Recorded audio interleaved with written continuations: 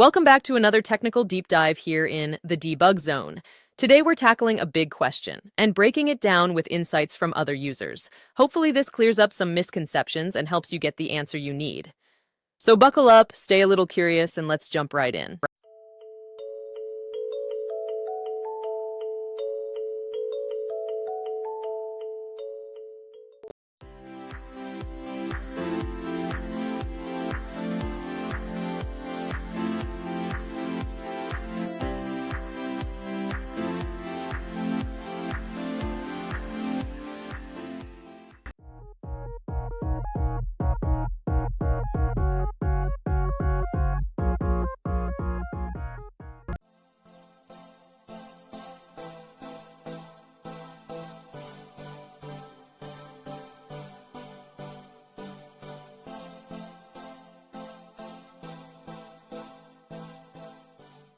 And that's a wrap.